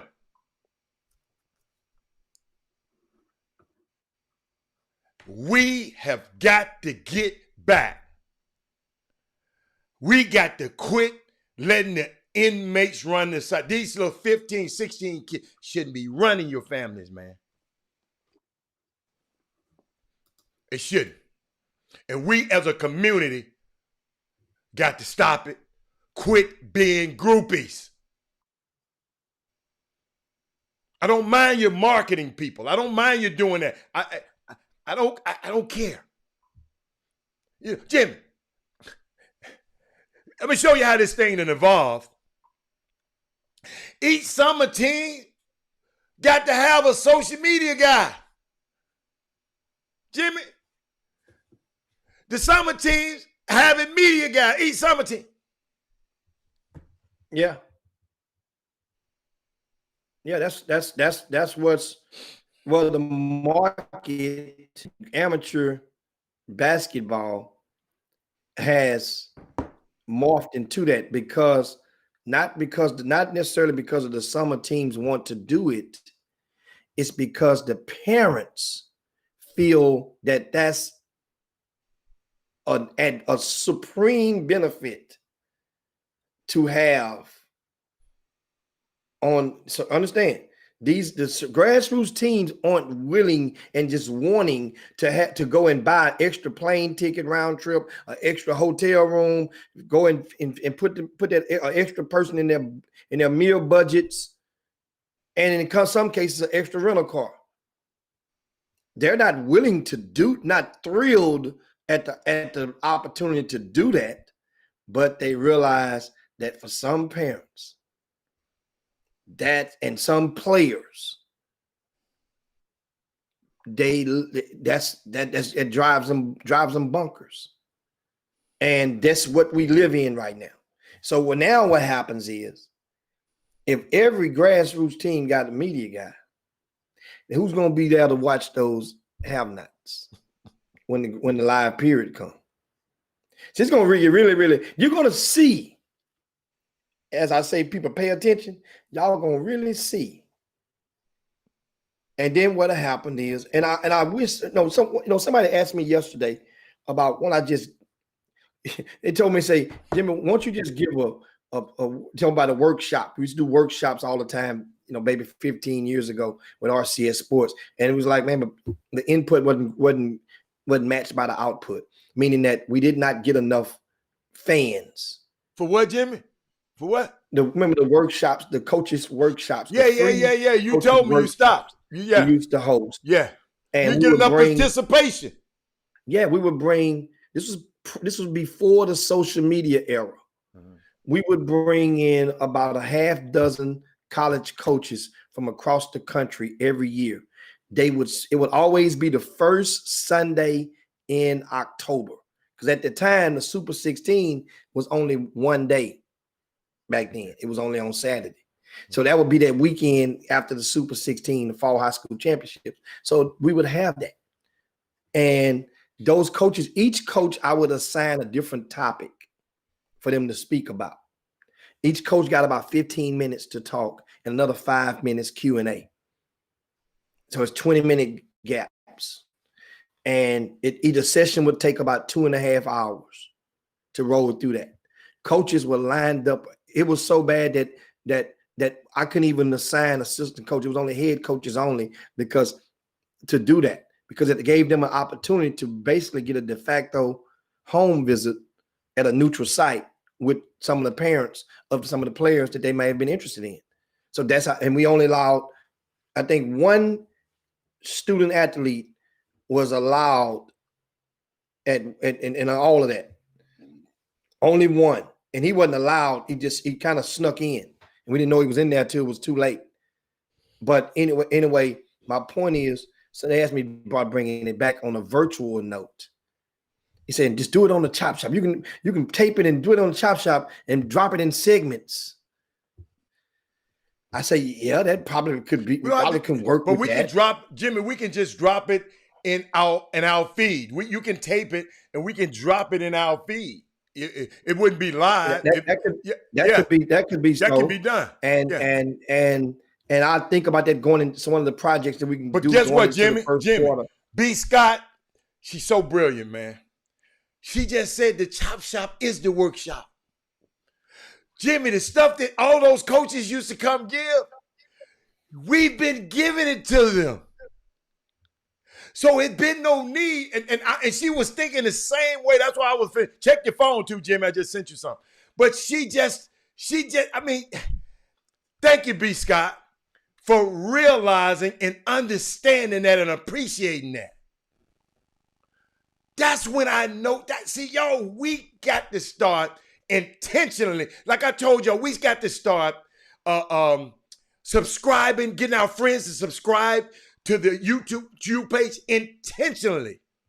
We got to intentionally start understanding stuff like this. This lady just said, the Chop Shop is the workshop. Jimmy, you've been giving this workshop for 4 years. Yeah, that form of communication, what, Jimmy, is outdated. You pivoted and you didn't even realize you done pivoted. You giving it every single day. We talked about some stuff today, Jimmy, that everybody ain't gonna get it, ladies and gentlemen. Somebody say I'm preaching to the choir. But if just one mama get it, one mama, we all right. That's all. Come on, Jimmy. I mean, just one mama. Yeah.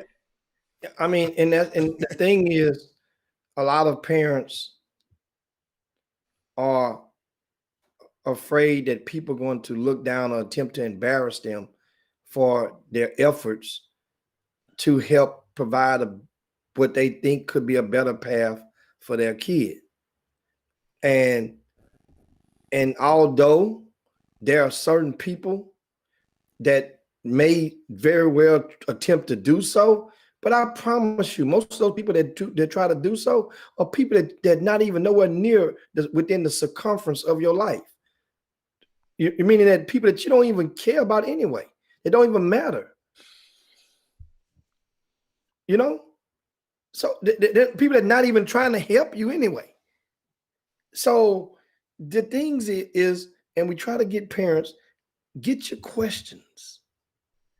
Email your questions. Yes. We had a good spurt when you guys would flood the mailbag with stuff. And then all of a sudden people got, well, man, they might know who I am. And there's this thing, okay, what are they going to do?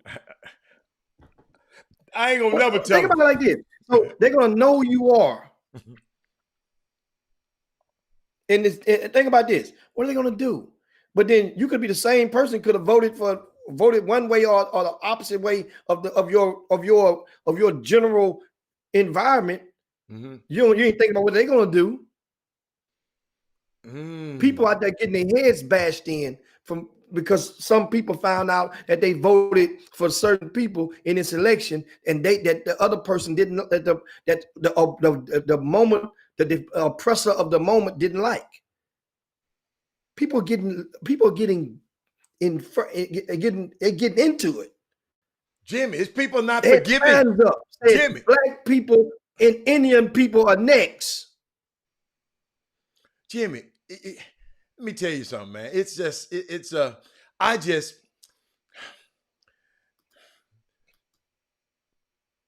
Jimmy, see, you always say input equal output.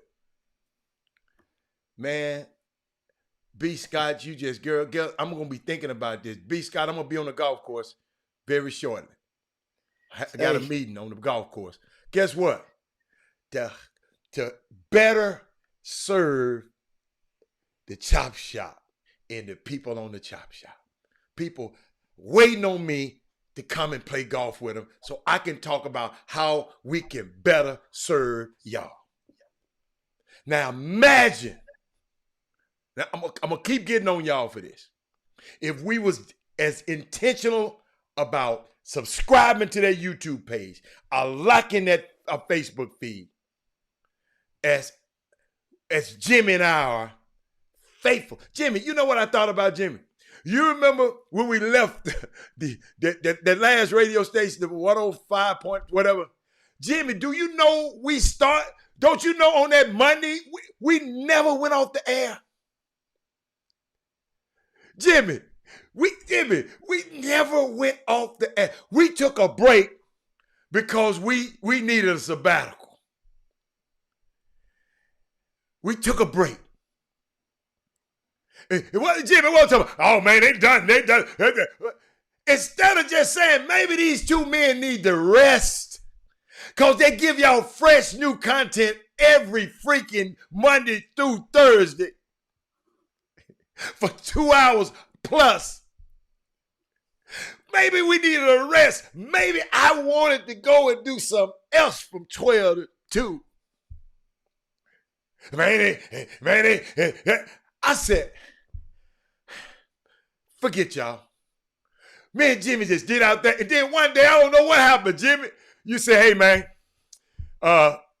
hey, y'all, you ready to crank this thing back up? Guess what? And I said the same thing. Let's do it.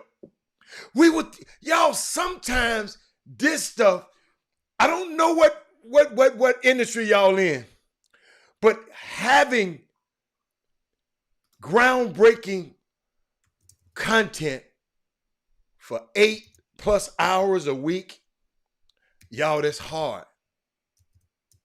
So all I want y'all to do is be intentional. Not begging you. I'm just telling you, be intentional. Say, okay, hey, give me your phone. Like I did the boy. Let me tell you. You like sports? Give me your phone. No, don't give me your phone.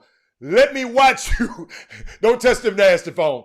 Let me watch you put in Chop Shop HTX. All one word now. You got to tell them. All one word.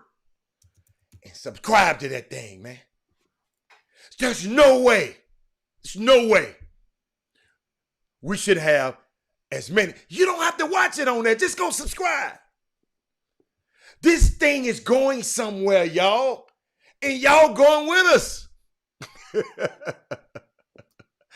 So y'all, hey, just be intentional about it. But Jimmy, come on, wrap this thing up. We got 6 minutes because I got to get out of here. It's funny. I was just replying to what was they saying? One of our new viewers, Mike, the Con Man, as he said, that's his nickname, Michael C. The last name you can't pronounce, Al. Oh, yeah. What did he say? So he says, my best friend is Dave Littell. He's the head coach of DePaul. He's been on the show. He would also be a great guest on the show. He can discuss in detail what y'all are discussing. I'm going to do my best with my contacts to help make this happen. It's not about me. He's been on the show, Mike.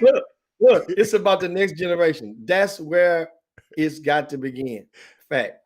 I just replied, and I'll read my response. A lot of people in the YouTube room, that's the red room. We got the red and the blue room. They are not able to see that. And here's my response, guys. Right. I said, hi. Ironically, I booked him last week. Coach Lateo is our guest for Thursday. I was going to let you guys know, as we do once we go off the air, who's going to be on the next day. He's booked for tomorrow in a rare slot. That's the only way you could do it. And I say, Coach, we ain't never had no guest that early in the show, Coach. We don't rock like that. And so Coach is like, man, he said, now he's actually spoke. He was one of the coaches that we flew in for the free workshops back in the days. I think he was at Virginia back then. If I'm not mistaken, I can't remember where he was. I want to say Virginia, but he's scheduled. Now we don't things happen because of the COVID and the pandemic. Okay, don't know what the state what's going on. Okay. But he's supposed to be on tomorrow at 12:05. So that means I gotta come to school on time. I gotta go and clock in on time tomorrow. So you was close today, though. Dude, you practiced today. You came in at 12:02. You ain't came on 12:02 since 92. Yeah. You did good today. And Tim Littlefield say correct. Yeah, Rob Lanier was his assistant. That was back in Virginia. I'm just trying to think. So it's a small world, guys. And as you guys understand, that's why we welcome. And thanks so much, Mike. It's just a small world. That's why I read it back, because a lot of people have no idea the reach of the Chop Shop. We don't have problems getting guests, Jimmy. We got a lot of problems, but it ain't getting guests. We just got to tell them when they can come. We got people lined up. We keep going, Jimmy. I can't. I don't want to get out. I don't want to let the cat out the bag. Huh? And but I mean, it just like I say, it's refreshing, and but we got, that's how we roll on the Chop Shop. But it's almost, we got a couple of minutes left, almost time to land the plane, and we're going to start on Monday. Try to start back to starting and actually ending on time. I think we've spoiled you guys to where at the point where you think that overtime session is a normal fifth quarter, and overtime is overtime. That's a lot of talking, got a lot of stuff to do. I got to tell you something real quick. Okay. As before we get ready to go out. Mm-hmm. And that is, I will remind you guys what's in today's VIP news. And how that you can see it right there. And as you pull up the page, first, as you pull it up, and now you guys see right on the right side, right? On the right side, right there. Yeah. Now we've added the Chop Shop link and in the VIP news. So if you forget and you're reading the VIP news, this is on the website RCS Sports. I'll go up to the top. This is this website, right? So RCS Sports, the VIP news is right on this tab. Hit that tab, and this is what you're going to see. Every day we have games to see. Well, not every day. Every Tuesday and Friday will be the games to see, and sometimes on Saturday. These are the results of a lot of the games around the area. You see, Hardin-Jefferson beat Silsbee by 32 points last night. Klein Forest and Cy Woods upset. I was in that building last night. Klein Forest came from 14 points down in the third quarter and took that game into overtime and won in overtime. Right here, inside, there's a lot of intro in there, and I told you guys, what I'm not going to do is make a habit of going into the VIP news every day and showing you what's on there, because guess what? That's not going to be fair to the people that pay their $2.50 every month. But I promise you, there's a lot of intel in here. For example, if I go and just click it, there's a lot of intel. Look, Doug Jones has his write-up about the Portland Memorial game. I'm scrolling through real fast. Other games around the area, every player that's listed, name is in bold. That's what you get in the VIP news every day. Stuff you hadn't seen. Just say last week in the VIP news. Click on last week. You get a lot of the results from the games to see, plus a lot of these write-ups. This is what you get. So if you are interested in high school basketball around the greater Houston area, then the VIP news is indeed the place where you need to be. And check it out. It's only $2.50 a month. Now, meanwhile, there's also a lot of free content on the front page of the site. And these are you see the recap from Legacy, San Antonio Wagner, and others. But anyway, you can uncue it, Ada. That's what I want to let you guys know about the VIP news, and that is important. But at the same time, it's a lot of intel.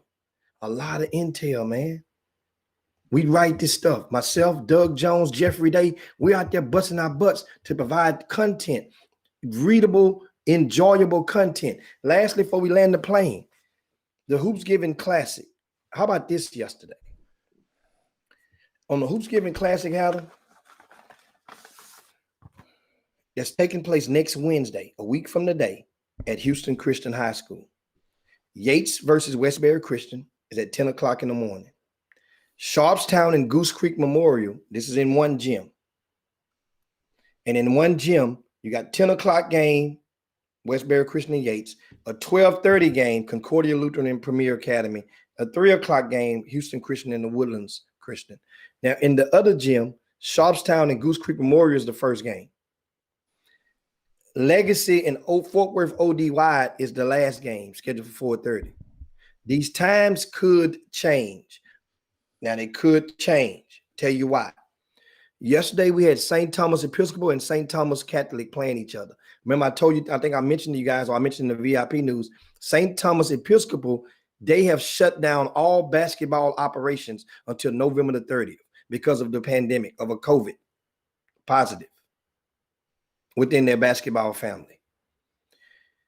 Their opponent was still St. Thomas Catholic. So I found St. John's. Ricky Winslow is assistant coach over there. That's my second cousin. Say, yo, Rick, see if y'all want to play this game. Think it's compatible. Y'all in St. Thomas, especially without the football players for St. Thomas, that'll be a decent game. Good game. Say yes, they take the game. Guess what happened after the show yesterday? St. Thomas Catholic coach informs me that one of the assistant coaches has been admitted into the hospital because of COVID. Not tested positive. He's admitted in the hospital. So St. Thomas Catholic has to shut down their programs for the rest of the month. 14 days. They're shut down. If you have a game with them, you might want to reach out to them. I'm letting you know this is breaking news on the Chop Shop. Now, lastly, St. John's doesn't have an opponent. If you are out there and you're interested in playing against St. John's, then send an email.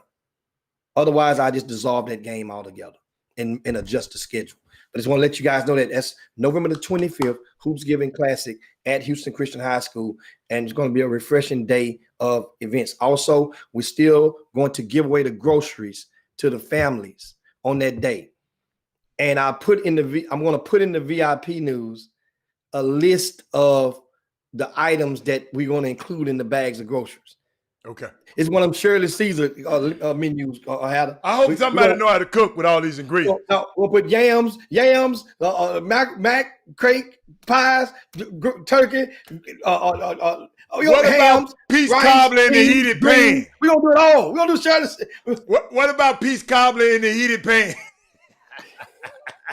No, they can't. We're going to have eggs in there. I don't know how the hell we're going to pull it off, but they're going to be some eggs in the bag too. But anyway, guys, that's the Chop Shop for the day. Make sure you share the show. If you hadn't done so already, share the show to your timelines. Also, follow us. A lot of the first-time viewers, like our new guy, the Con Man, follow our Michael page been on for a while. He been on. Okay. Yeah. All right. Yeah. All right. And thanks. Of course, I see Chad B. Wellen join us. Legacy, their game this weekend against Hillcrest out of Arizona has been canceled. No. That event in Dallas that was going to take place in Allen, the doubleheader, actually would have been 2 days. First, they announced it was extracted to 1 day. Then they finally just canceled the whole thing. I'm going to talk about that on tomorrow and share my thoughts on some more thoughts on that. I got into and what I think factored into it. Of course, ticket sales was one. And so that means it opens the doors because I talked with Glenn Smith and he says his Thanksgiving Hoop Fest is indeed powering on through on the Thanksgiving Saturday at the American Airlines Arena is still in force. So once again, that means Imani Bates will only get to play in Dallas one time. He'll be in Houston on December the 12th. So shout out to that. And guess what? That's a win for Glenn. Well, I'm out. We up out here, guys. Time to slide down Dino's back and yabba dabba do this thing for this Women Rock wins. And shout out to ladies out there. You be safe. We'll see you in 22 hours. Guess what? NBA draft time. Also date night. Peace. I'm out. Jim Hicks, Rob Hatter. You are now tuned in to the Chop Shop. I'm Retro. Let's get it. We in the Chop Shop. We live in the Chop Shop. We talking sports talk. We live in the Chop Shop. We in the Chop Shop. I'm talking sports talk. So turn your dials up. It's live in the Chop Shop. We in the Chop Shop. We live in the Chop Shop. We talking sports talk. We live in the Chop